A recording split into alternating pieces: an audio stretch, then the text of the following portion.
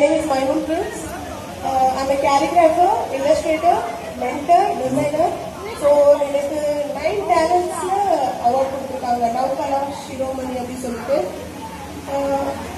Woman empowerment பத்தி கொஞ்சம் பேசணும்னு நினைக்கிறேன்.